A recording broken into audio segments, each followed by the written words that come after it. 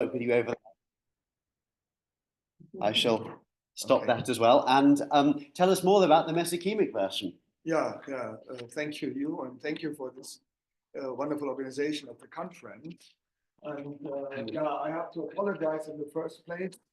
I thought I could give some variant readings to history stories about how the Mesokemic version. So no, it's my fault. I'm trying to stop the trying to stop Zoom showing us things as well, but not at the moment. I'll. There we go. I keep talking.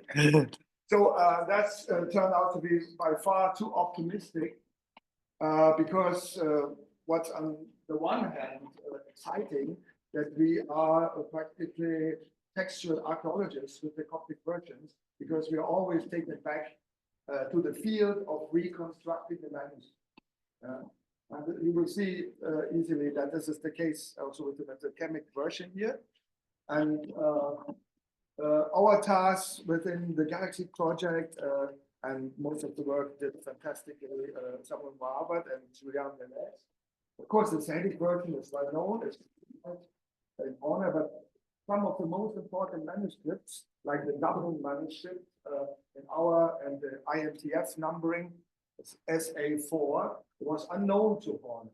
And the Mesokemic version was unknown to Horner's generation at once, because the identification of the so-called Middle Egyptian, how Paul termed it when he worked on the text from the Upper Egyptian monastery of Al-Balaiza, started some Egyptologists, because Middle Egyptian is this what we learn in the first course of hieroglyphs, the introduction into Middle Egyptian. So then some alternative terms were developed, Oxyrhynchite, what supposes that the center of this dialect has been Oxyrhynchos, but what's not true. At least you can't prove it at all. And Mesokemic is maybe an intermediate solution, what's quite okay. It's in a way also Middle Egyptian, but rather geographic. So the Middle Egyptian version, as I said, was completely unknown to Horner, and in his time, so before and shortly after the First World War, scholars believe that texts that are not Sahidic or Bohairic are kind of Middle Egyptian. That was in fact Fayumic. Instead of giving you the bulk of variant readings, I try to contextualize the Mesokemic version to show.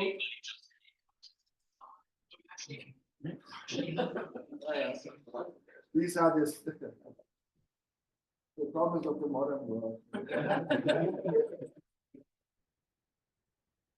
To contextualize the Mesokemic version, because this is exemplary for the importance of the Coptic minor versions.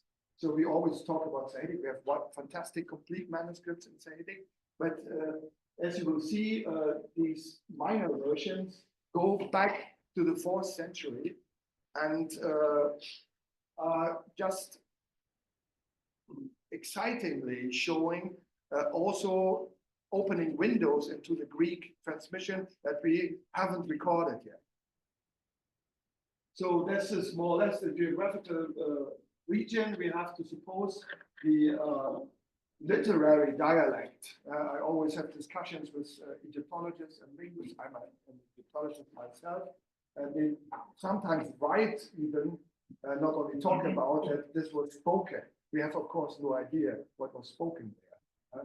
So recently I read in the famous papyrologist's book about the rise of Coptic, Jean-Luc Fournet from Collège de France, that the Koine was spoken all over in a uniform character from Greece down to Egypt. I think this is, on the first glance, absolutely impossible. That it was like this.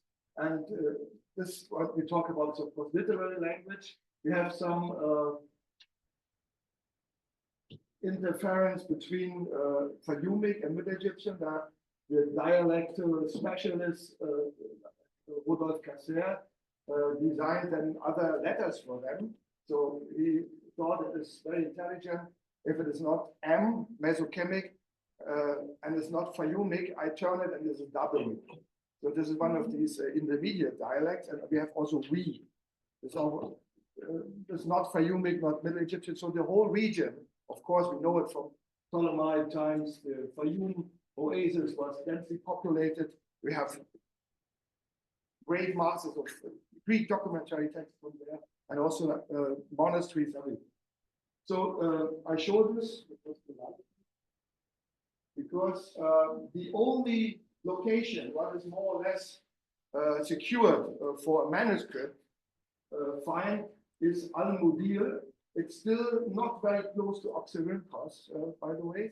And what was found there was this complete codex of the Psalms in Mesokemic. That was published in 1995. So in 54, only after the Second World War, GALaCSy identified the dialect and named it. And we go back with the publications, we will see that our Mesokemic Pauline Epistles manuscript is one of the first published at all. So this was supposedly found in a tomb of a girl in a cemetery of Al-Mudir. That's now in the Coptic Museum. And also we have this book by Amenegger, supposing that it is not like the Sahidic version, but this has to be examined again.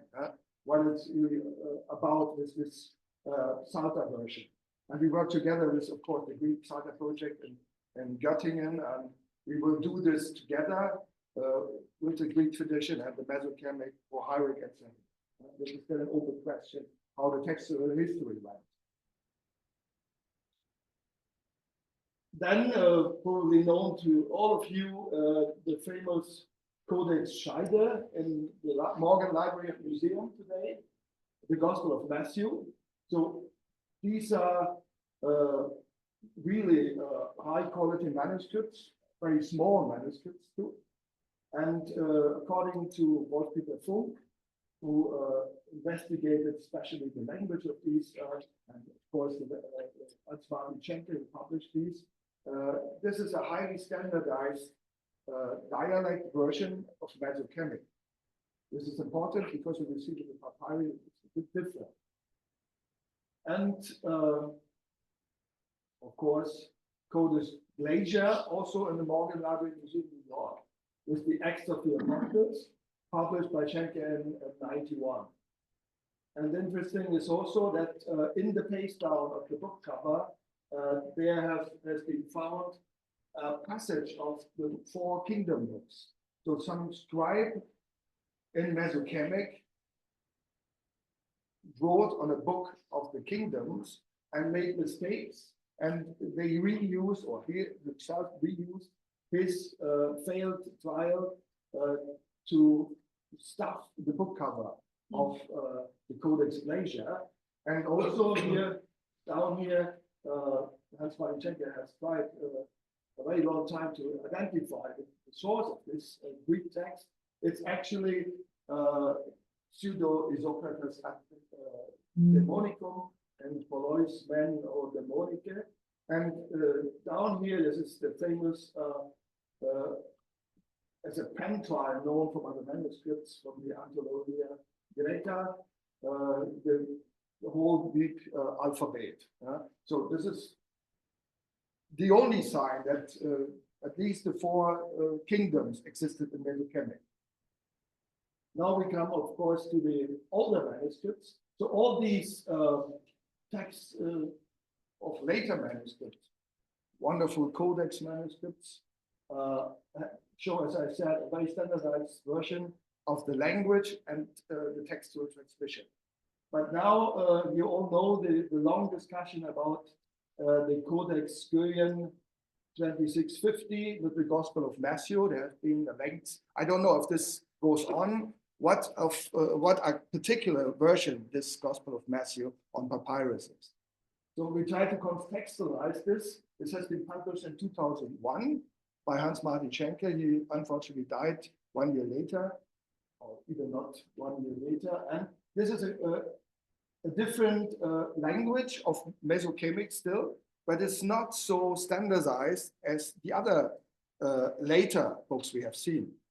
And this brought Casser to the idea to invent another letter for this dialect. I spare you this sophistication, but we recognize, and this is typical for the Coptic version, that we have early witnesses, preferably on papyrus, with quite unstandardized orthography, and also with a lot of variations among each other.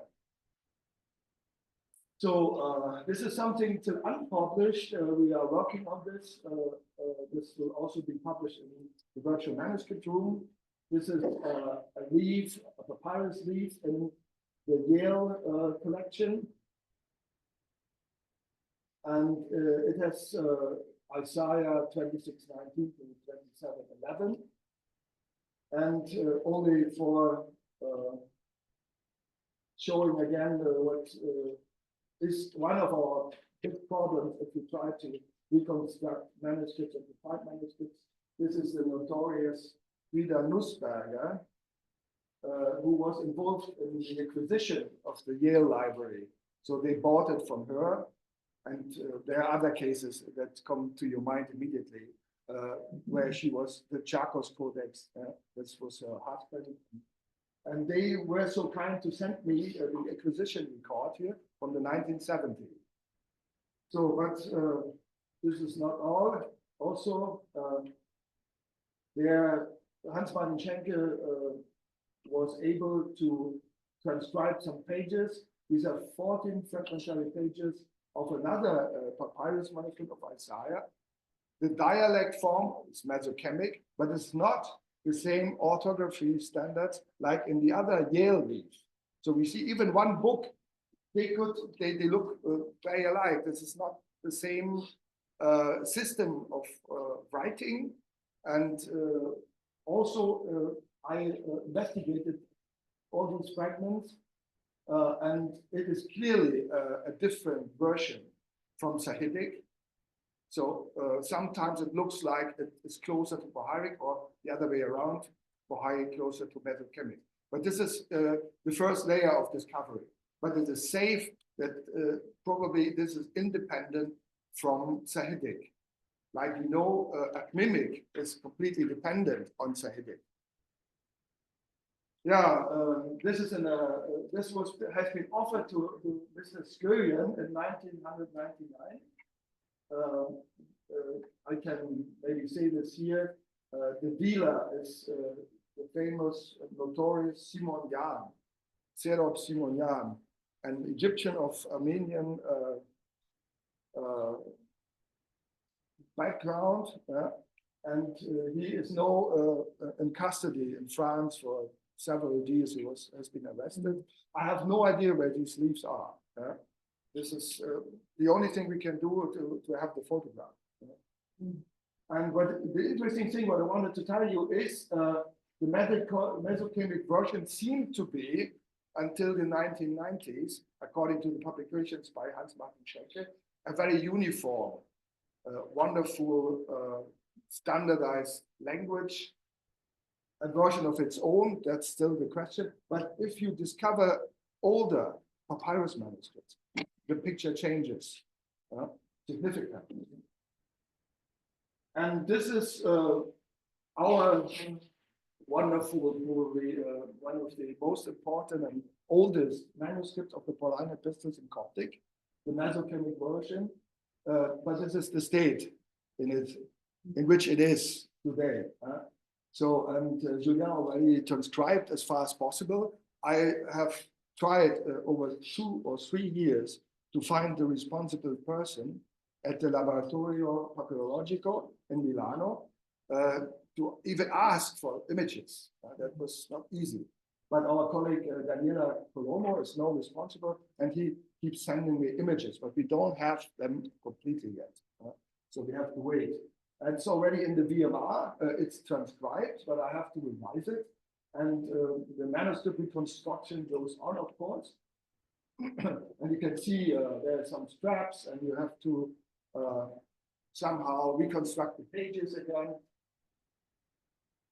But we have significant passages from the Pauline Epistles, and I'm absolutely sure that we will have some interesting textual history discoveries.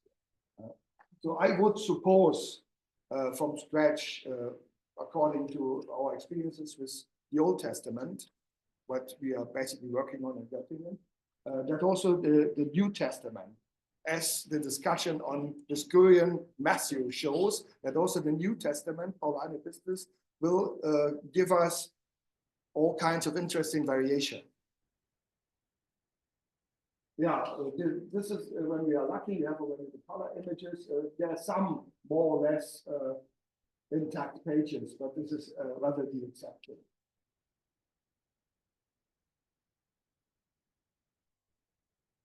Well, you have seen most of the publications of the extant Mesokemic version text of the Old and New Testament have been published after the 1980s. And here, this was the first publication exactly of our Pauline Epistles manuscript in Milano by our esteemed colleague Tito Orlandi.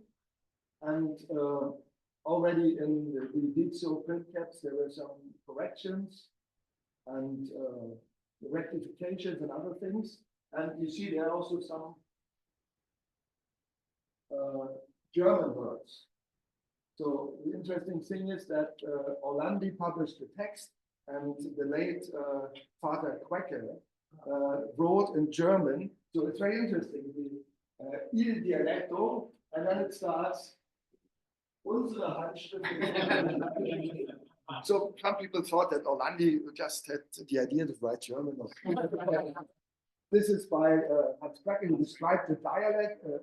That was the first, more or less, after Kale, more or less significant description of the dialect. And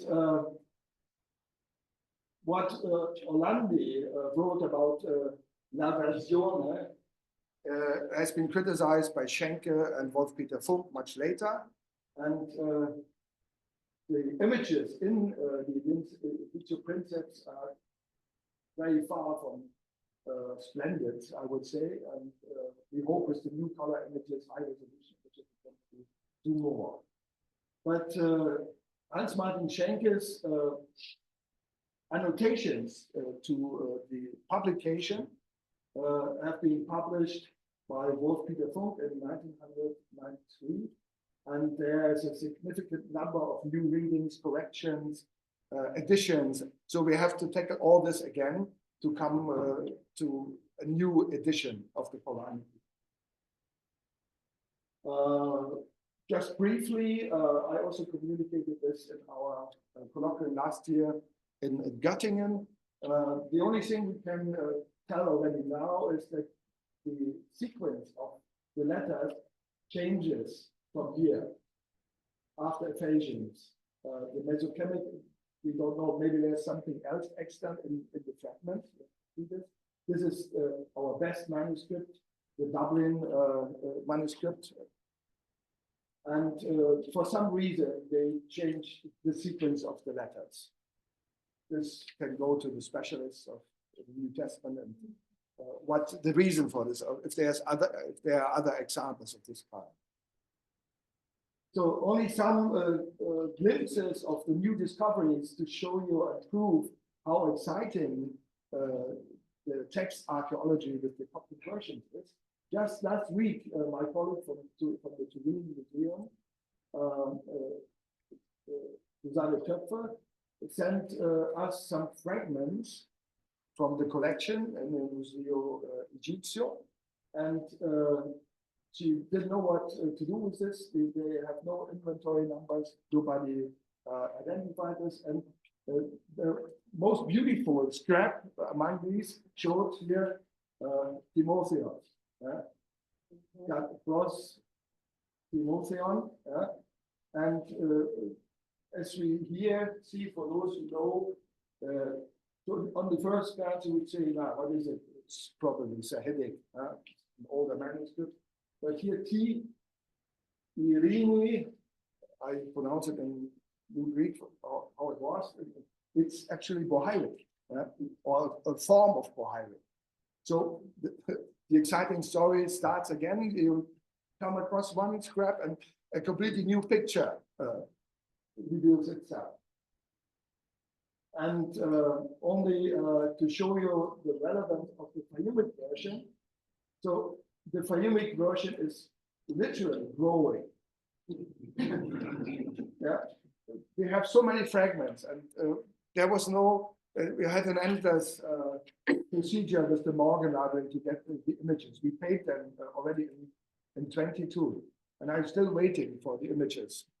Some of the larger manuscripts, they sent us the images. So this was also the reason that we could not finish the project in 3 years, because that was not clear in the beginning that we would need so much time for acquiring the photograph. But there's a lot of potential, and this is maybe the most important manuscript in Fayumic. It's partly in the Morgan and in Ann Arbor, in the Michigan collection, and this is going to be published by our colleague Eric Krieger from Quebec. So, and to give you some more of this, there's also a metropolitan version from GALaCSy in Michigan, and our colleague Victor Gita from Oslo University in Norway, working for years already now on the oasis of Dagna. They found also another GALaCSy fragment. So this is brand new, still unpublished. So there's a lot of work to do for it. And also, not only in excavations in Egypt, but also in museum excavations. This was reconstructed by Victor Gita because he found scraps from this manuscript. There we have also a Jeremiah manuscript, also Pauline Epistles in Mesokemic Coptic. And this is partly now in the storerooms in the Dagna oasis. And Victor could connect these leaves in the Metropolitan Museum of Art, New York, in the cloisters. You know that it's very important. If you go to the main museum, you don't see them because the cloisters is still up on the Hudson Hills. You have to go 1 hour further to get to this place. So we have to figure it out where these manuscripts. And finally, this is a very old manuscript. It was stored among the Greek fragments in Dublin. And my colleague Dan Sharp from Hawaii University, who's working with the Bodmer collection, and they know that between Bodmer and the Chester Beatty, they acquired their manuscripts from the same dealers. So we have always joined between these collections. And there are other Pauline Epistles fragments in Coptic to figure out this very strange old handwriting, what this is of Philippians. So we have a lot of work to do, and before we can start to tackle the variations to the Greek or probably also Latin tradition, we have, as you see, to reconstruct the manuscripts.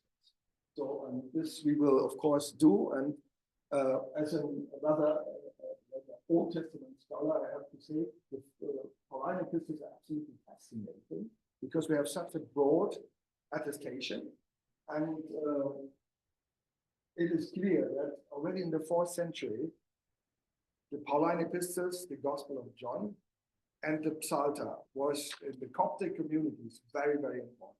So I hope that we will make fantastic discoveries. I will let you know. Thank you so much for your time.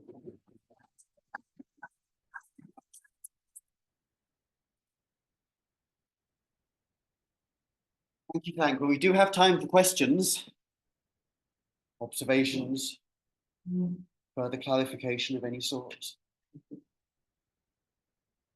If you find other fragments, let me know.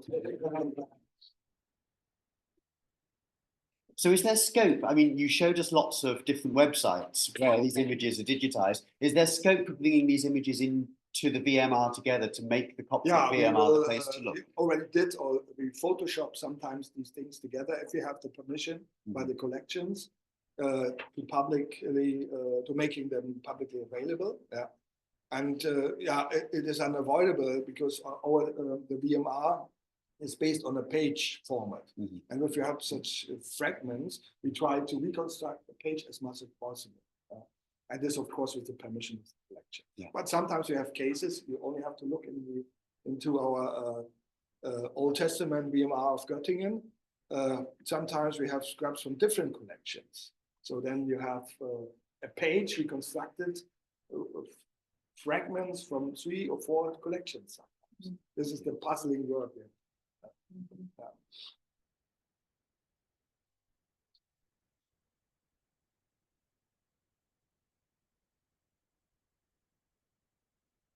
Yeah, Oliver. What do you think that the balance of Yeah, exactly, because they remain to be important in later times when we have better documentation. So for the Coptic liturgical books, they are so prominently present everywhere that the manuscript record shows that they needed manuscripts of such a high number for all the purposes you can imagine. Of course, I can prove this, but it is clear Pauline Epistles, the Gospels, the Psalter. This is in the liturgy of the Middle Ages. Is most texts are like this. Yeah. So the historical books of the Old Testament, therefore, are not well recorded. That's the reason, because they are not so prominent in the liturgy. Yeah.